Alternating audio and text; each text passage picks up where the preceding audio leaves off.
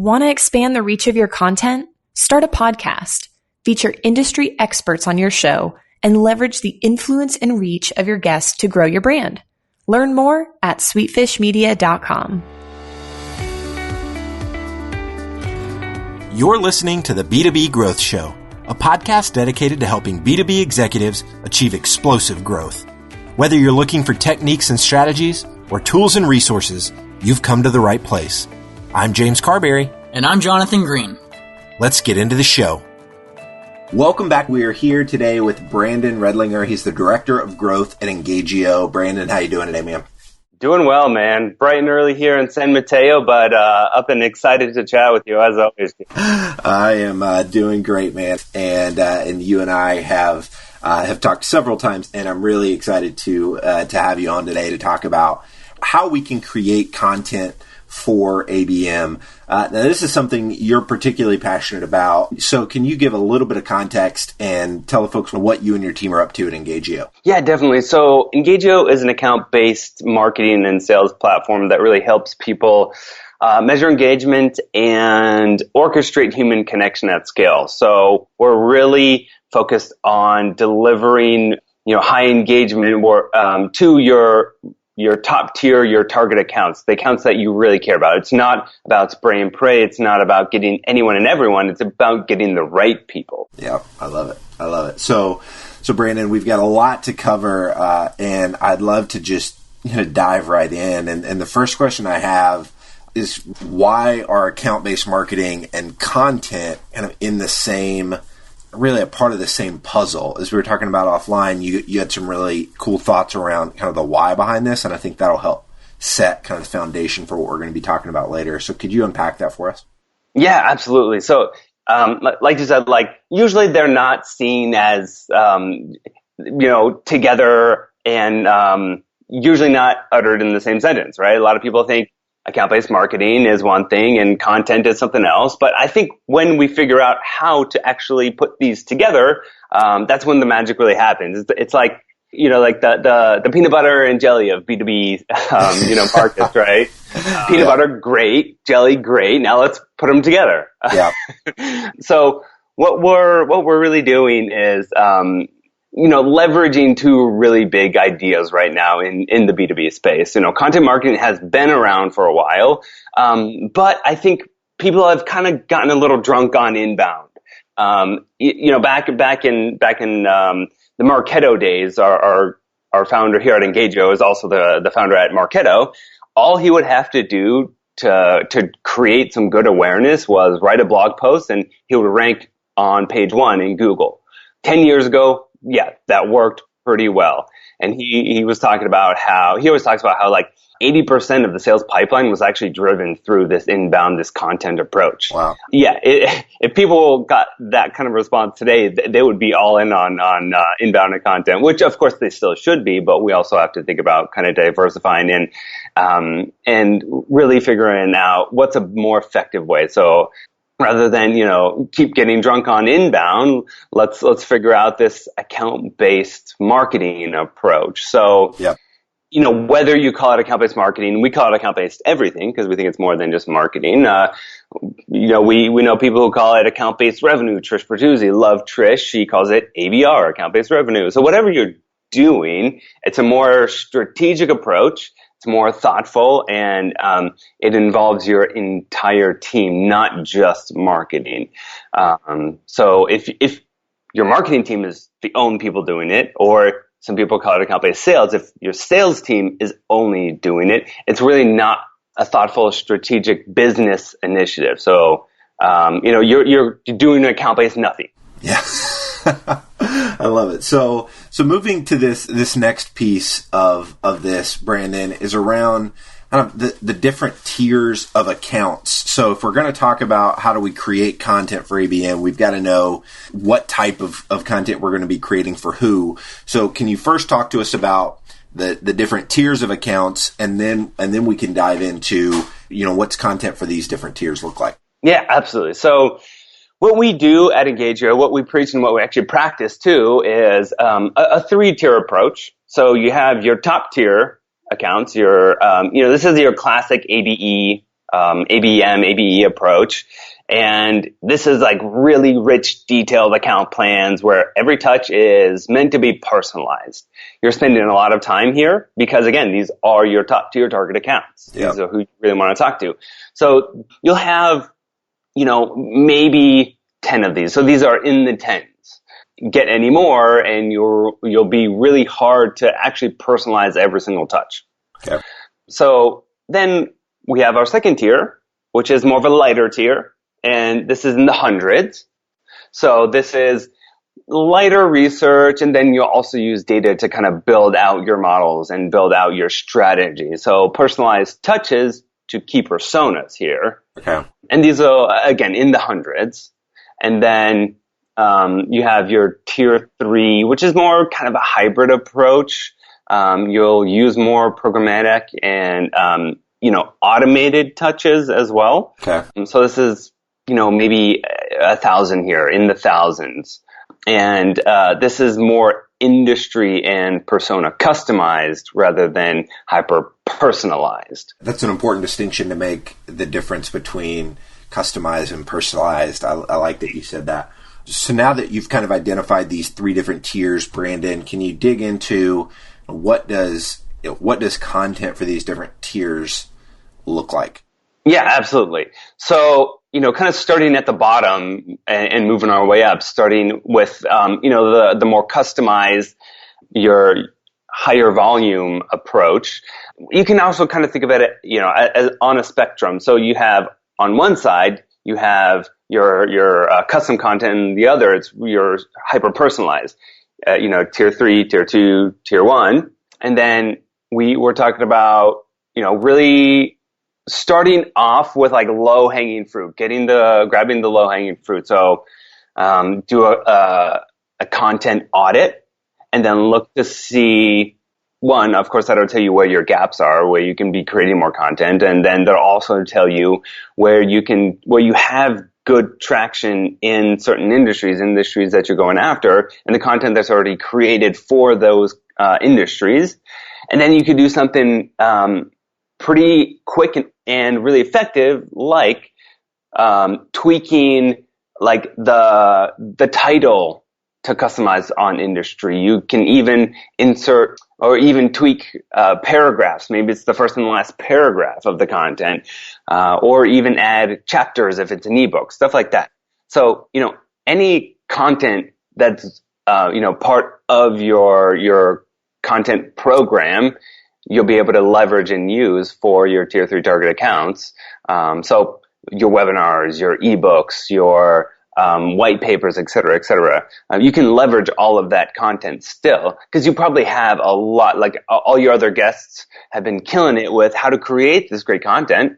Now let's actually customize it for the accounts that you really care about.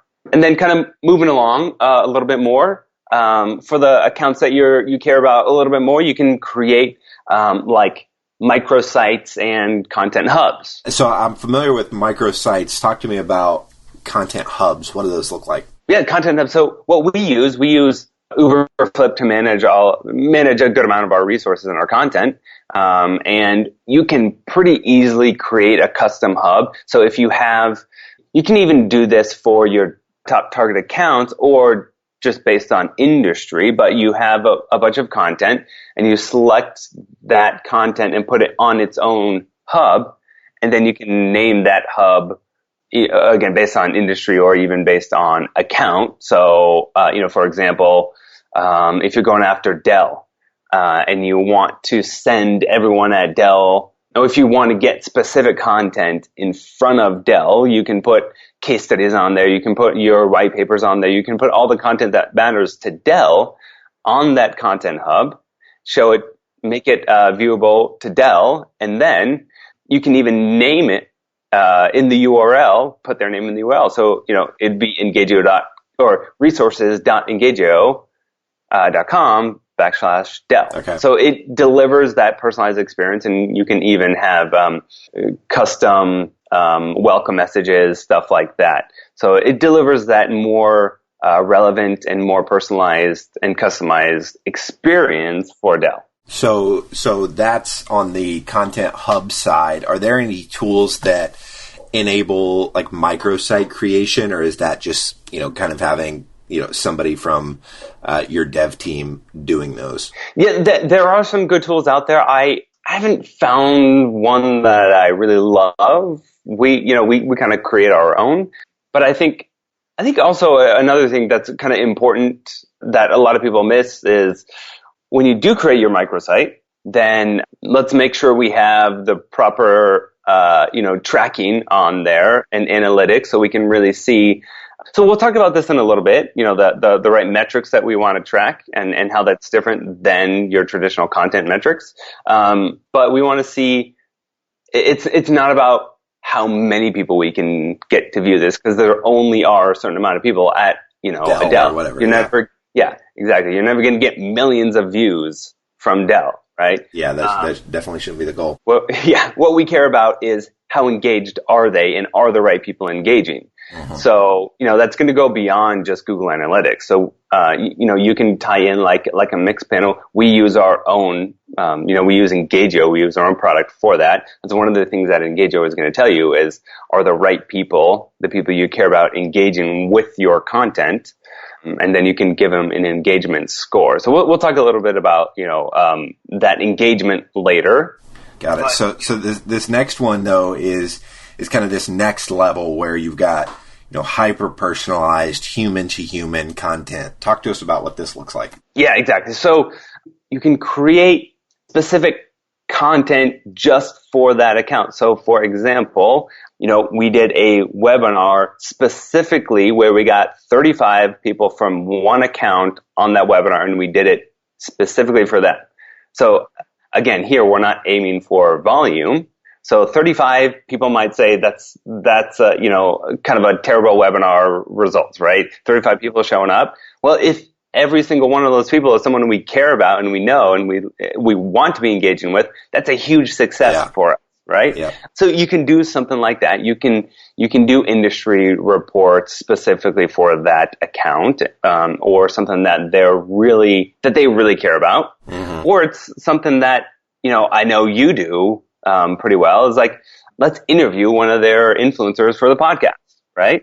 That's a great way to get engagement with that account, get in front of them and talking to the right person. Yep, exactly. And it's been interesting too to see kind of how that has segued into the people that I've been reaching out to for the last year to be on the podcast. They're either on our email list already, so they see when we're posting about it, or they're connected to me on LinkedIn, so they see when I'm posting about it. And so it's just like it's a good starting off point to create that initial relationship. And then a lot of these folks we were able to close deals with, or get them pretty far along in our pipeline well before an event like this. So we have them on the show, and then and then a few weeks later, we're on the phone talking about kind of how we leverage podcasting and getting them interested in our service, all because we started by adding value to them first, which I think is really the premise of everything that you're talking about. Microsites, content hubs, these are not all the content that you're putting out is not saying, hey, look at how awesome we are. The content that you're putting out is saying, hey, this is valuable to you. Like, this is content you want to see to help move the needle in your own context. And that's what I love so much about this is there's this focus on adding value first. And in the long game, you're gonna win, because people are gonna respect your brand and they're gonna want to work with you, because you clearly care about them, as opposed to just, the tired old, I get emails in my inbox still every single day that are like, hey, can you do this? And I'm like, man, I don't know you. Like, exactly. why would I take the 30 minutes out of my day to do whatever it is you're asking me to do when I don't know you? And so I'm not going to sit on your demo. Like, I don't know you. I don't know anything about it. So this next piece, Brandon, is around like what you alluded to earlier, metrics and how are we measuring this stuff? Can you talk to us about why measuring content for ABM is so much different than how we would typically measure it? Got it. Definitely. So content, usually it's like just it's about volume, right? It's really top of funnel. Whereas if you look at a lot of these efforts, it's actually not top of funnel at all. And that's kind of why I love ABM so much, is that like I, as a marketer, wearing my marketing hat, can actually influence pipeline a lot later. So it's not just about let's pour in as many leads in the top of funnel as possible and then figure out, we'll let sales figure out how to convert those leads. Yeah. No, forget about I'm excited to get involved later in the selling cycle. And, I think ABE has, kind of given a rebirth to like field marketing, right? So it's like later stage, deals, we'll go out and we'll do, VIP dinners or something like that for the people we care about. So, it's not about the quantity, it's about the quality. So rather than, the traditional lead scoring, which, John, our CEO and co-founder, again, back at his Marketo days, kind of really championed that idea. And that was right for the time. And that's still right for top of funnel. Mm-hmm. So as we were talking about earlier, it's not ABM or content/inbound. It's both together. You need both to really fill your pipeline and fuel that growth. But we really care more about the quality, and the best measure of quality, is engagement. Okay. How much time they spend with you. Okay. And we like to measure that, a great measure of time is minutes. Yep. So we figure out how many minutes do they spend with us, and we can also then weight different accounts, and we can also weight different key personas. So, if a VP of marketing spends time with us, let's give them, 2.5 times the engagement minutes. And how does Engagio, how are they able to determine kind of who the person is? Talk to me a little bit about that so I can understand kind of how Engagio works a little bit more. Yeah, totally. So, one of the many things that Engagio does is, it is measuring the engagement. So we do care about. So I'll first kind of go into the 3 different metrics that we really care about and we look at. So it's coverage. So do you have sufficient data and really do you have the right people at that account? Then it's awareness. Do the people at that account know who you are? And do they have a heartbeat with us? Yep. Have they visited our site, etc.? And then it's the real metric for us is engagement. So do they spend time with you? Are they engaged? And then reach. You can think of reach as like focus. Okay. So how many of the right people? And as a percent of the people who you want, and then impact. So just like the impact that your content is having. So does that influence pipeline, essentially? In a good way, a good mnemonic that John likes to use is I care. So impact, coverage, awareness, reach, and finally engagement is the key one that you care about. In the Engagio dashboard, you can actually break it down to see all these different types of engagement. You can filter it by account, you can filter it by industry, you can filter it by persona, and then you kind of have a heat map that actually shows who has been engaging with you, and then the content that they've been engaging with, and then how recently, so you know who you're going after, why you're going after them, and then you can deliver that relevant, that personalized content to them. Does that make sense? Yeah. So you tell Engagio who you're wanting to engage with, and then the platform tells you whether or not that person. So you're in essence giving that data to the platform, and then based on that, Engagio is able to say, basically, should there be other, from the coverage standpoint, are there other people in the organization that you should be reaching, and then the people that you did put in, how effective you're engaging those. Am I understanding that right? Yep, exactly. And then the other side of Engagio is then it's the orchestration piece where you can actually then reach out cold to them. It's your outbound sales workflow. Got it. the email, phone, social, send them a direct mail package, launch ABM ads against that campaign, et cetera. So that's the other side of Engagio. Got it. I love it. So Brandon, this has been fantastic. We've talked about some different types of content based on different tiers, the level of account that it is. You talked about metrics and why measuring the success of ABM content is just totally different than how we're used to measuring it. Is there anything else around this idea of creating content for ABM that you think the attendees should hear before I let you go? Yeah, so just like inbound, just like your traditional content strategy, like content for ABM, good content for ABM is just good freaking content. So listen to the rest of the sessions here and learn how to just create great content. That's really the core of any content strategy and any real just marketing strategy in general. Yep.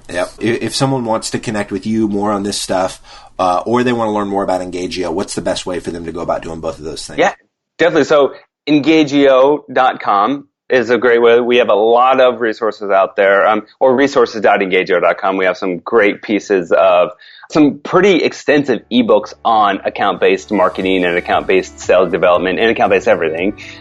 John really is the master at creating those long form, those like really solid 150-page ebooks. So plenty of those up there. And then feel free to, if you have any questions, I love geeking out about this stuff, feel free to shoot me an email, brandon@engagio.com. Love it. Awesome, Brandon. Well, thank you so much for your time today, man. This has been fantastic. Absolutely. To ensure that you never miss an episode of the B2B Growth Show, subscribe to the show in iTunes or your favorite podcast player. This guarantees that every episode will get delivered directly to your device. If you'd like to connect with B2B executives from all over the world, make sure to join our private Facebook community. There are some incredible conversations happening inside this group. To join, visit b2bgrowthshow.com/FB. Thank you so much for listening. Until next time.